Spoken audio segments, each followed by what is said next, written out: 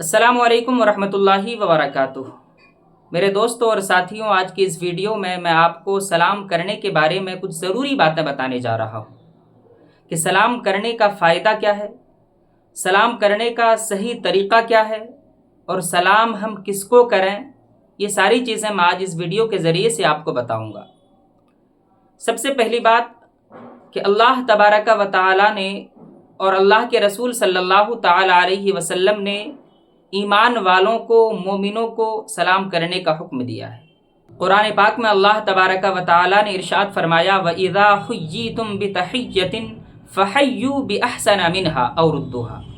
یعنی جب تمہیں کوئی کسی لفظ سے سلام کرے تو تم اس سے بہتر الفاظ میں جواب دو یا وہی کہہ دو۔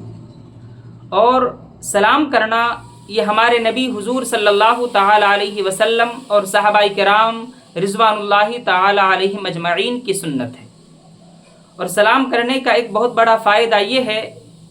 کہ سلام کرنے سے انسان کے دل میں محبت پیدا ہوتی ہے، ایک دوسرے سے محبت پیدا ہوتی ہے، عقیدت و الفت پیدا ہوتی ہے۔ اور سلام کرنا ایک دعا بھی ہے کہ جس سے انسان کی جان و مال، عزت و آبرو، مال و دولت کی حفاظت ہوتی ہے۔ اور دوسری چیز کہ سلام کرنے کا صحیح طریقہ کیا ہے، تو حدیث پاک میں آتا ہے اللہ کے رسول صلی اللہ تعالی علیہ وسلم نے ارشاد فرمایا کہ جب اللہ تبارک و تعالی نے حضرت آدم علیہ السلام کو پیدا کیا تو حضرت آدم علیہ السلام کو حکم دیا کہ اے آدم، تم فرشتوں کے پاس جاؤ اور ان سے سلام کرو، یعنی انہیں سلام کہو، اور سنو کہ وہ تمہیں کیا جواب دیتے ہیں، یعنی ان کے جواب کو سنو، اس لیے کہ وہی تمہارا اور تمہاری اولاد کا سلام ہوگا۔ چنانچہ اس حکم الہی کے مطابق حضرت آدم علیہ السلام فرشتوں کے پاس جاتے ہیں اور ان سے کہتے ہیں السلام علیکم، تو فرشتے سلام کے جواب میں کہتے ہیں وعلیکم السلام ورحمۃ اللہ، یعنی فرشتے جو ہیں رحمت اللہ کے الفاظ کا اضافہ کرتے ہیں۔ تو اس سے پتہ چلا کہ سلام کا جو طریقہ، صحیح طریقہ ہے وہ یہی ہے کہ سلام کرنے والا کہے السلام علیکم اور جواب دینے والا کہے وعلیکم السلام ورحمۃ اللہ وبرکاتہ۔ اور سلام میں آپ جو ہیں رحمت اللہ کے بھی الفاظ کا اضافہ کر سکتے ہیں، یعنی السلام علیکم ورحمۃ اللہ وبرکاتہ ومغفرتہ، اس طریقے پر آپ جو ہیں الفاظ کا اضافہ کر سکتے ہیں۔ چونکہ دوسری حدیث پاک میں یہ بھی آیا ہے کہ ایک مرتبہ حضور صلی اللہ تعالی علیہ وسلم ایک مجلس میں تشریف فرما تھے کہ اتنے میں ایک صحابی رسول آپ کی بارگاہ میں حاضر ہوتا ہے اور سلام کہتا ہے السلام علیکم، تو آپ ان کو جواب دے دیتے ہیں۔ وہ صحابی رسول بیٹھ جاتے ہیں اور آپ فرماتے ہیں کہ اس کے لیے 10 نیکیاں ہیں۔ پھر اتنے میں دوسرا شخص، دوسرے صحابی رسول حاضر ہوتے ہیں اور وہ کہتے ہیں السلام علیکم ورحمۃ اللہ، یعنی رحمت اللہ کے الفاظ کا اضافہ کرتے ہیں۔ آپ ان کو بھی جواب دیتے ہیں اور آپ نے فرمایا کہ اس کے لیے 20 نیکیاں ہیں۔ پھر تیسرا شخص آیا اور انہوں نے بھی یہی کہا السلام علیکم ورحمۃ اللہ وبرکاتہ، آپ نے اسے بھی جواب دیا اور آپ نے فرمایا کہ اس کے لیے 30 نیکیاں ہیں۔ پھر چوتھا شخص حاضر ہوا اور کہا السلام علیکم ورحمۃ اللہ وبرکاتہ ومغفرتہ، آپ نے اسے بھی جواب دیا اور آپ نے فرمایا کہ اس کے لیے 40 نیکیاں ہیں، اور فرمایا کہ جیسا عمل ہوگا ثواب بھی اتنا ہی لکھا جائے گا۔ یعنی پہلے شخص نے صرف السلام علیکم کہا تو اس کے لیے 10 نیکیاں لکھی گئی، دوسرے شخص نے رحمت اللہ کا اضافہ کیا تو اس کے لیے 20 نیکیاں لکھی گئی، تیسرے شخص نے رحمت اللہ کے ساتھ میں وبرکاتہ کا اضافہ کیا تو اس کے لیے 30 نیکیاں لکھی گئی، اور چوتھے شخص نے رحمت اللہ اور وبرکاتہ کے ساتھ میں ومغفرتہ کا اضافہ کیا تو اس کے لیے 40 نیکیاں۔ تو اس سے پتہ چلا کہ سلام میں جتنے الفاظ کا اضافہ ہم کریں گے اتنی زیادہ نیکیاں جو ہے ہمارے نامہ اعمال میں لکھی جائیں گی۔ اور تیسری چیز کہ آج کل ہمارے معاشرے میں یہ رواج بن چکا ہے، آج ہم سلام میں پہل کرنے میں شرم محسوس کرتے ہیں، عار محسوس کرتے ہیں۔ یعنی اگر کوئی بڑا شخص ہے،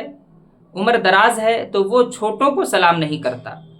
وہ یہ سمجھتا ہے کہ میری عمر زیادہ ہے، لوگ مجھے سلام کریں، میں اسے کیوں سلام کروں۔ ایسے ہی اگر کوئی امیر ہے تو وہ غریب کو سلام نہیں کرتا، وہ یہ سمجھتا ہے کہ میں تو امیر ہوں، میرے پاس مال و دولت ہے، میں کسی غریب کو کیوں سلام کروں۔ ایسے ہی اگر کوئی بڑے عہدے والا شخص ہے تو وہ چھوٹے عہدے والے شخص کو سلام نہیں کرتا۔ وہ یہ سمجھتا ہے کہ میں تو بڑے عہدے پر فائز ہوں، میرا مقام بلند و بالا ہے، میں کیوں چھوٹے لوگوں کو سلام کروں۔ تو میرے دوستو، آپ جو ہیں سرکار کی زندگی کا مطالعہ کریں، سرکار کی سیرت کو پڑھیں۔ سرکار دو عالم صلی اللہ تعالی علیہ وسلم جب بچوں کے پاس سے گزرتے تھے تو حضور صلی اللہ تعالی علیہ وسلم بچوں کو بھی سلام کرتے تھے۔ اور آپ کو پتہ ہوگا کہ سلام میں پہل کرنا یہ انبیاء کرام علیہم السلام کی سنت ہے۔ ایک روایت میں آتا ہے، حضرت مولا علی شیر خدا رضی اللہ تعالی عنہ فرماتے ہیں کہ مجھے کبھی بھی سرکار کو سلام کرنے کا موقع میسر نہیں آیا، یعنی میں جب بھی سرکار کو سلام کرنے میں پہل کرتا تو حضور صلی اللہ تعالی علیہ وسلم مجھ سے پہلے ہی مجھے سلام کر دیتے تھے۔ اور حضرت ابوبکر صدیق رضی اللہ تعالی عنہ کے بارے میں علماء کرام فرماتے ہیں کہ ایک مرتبہ حضرت ابوبکر صدیق رضی اللہ تعالی عنہ نے دل میں یہ پختہ ارادہ کر لیا کہ آج میں حضور صلی اللہ تعالی علیہ وسلم کو پہلے سلام کروں گا، یعنی سلام میں آج میں پہل کروں گا۔ چنانچہ آپ اس پختہ ارادے کے ساتھ مسجد نبوی شریف میں تشریف لے جاتے ہیں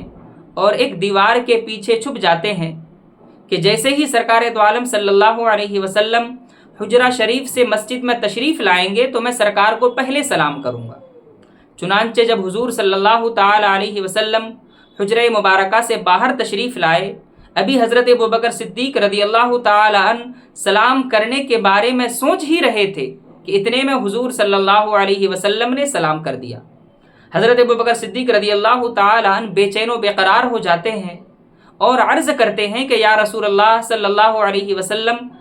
کبھی مجھ غلام کو بھی سلام میں پہل کرنے کا موقع دے دیں۔ تو حضور صلی اللہ تعالی علیہ وسلم نے ارشاد فرمایا کہ اے ابوبکر صدیق، سلام کرنا یہ نیکی کا کام ہے، اور میں ایک نبی ہو کر نیکی میں پیچھے رہ جاؤں تو میری امت کا کیا حال ہوگا۔ اور سلام میں پہل کرنا یہ انبیاء کرام علیہم السلام کی سنت ہے۔ تو میرے دوستوں اور ساتھیوں، آپ اس واقعہ سے اندازہ لگائیں کہ سلام میں پہل کرنا کتنا بڑا ثواب کا کام ہے، کہ سلام میں پہل کرنا یہ انبیاء کرام علیہم السلام کی سنت ہے، اور سلام میں پہل کرنے کا جذبہ رکھنا یہ ابوبکر صدیق اور حضرت علی اور دیگر صحابہ کرام رضوان اللہ تعالی علیہم اجمعین کی سنت ہے۔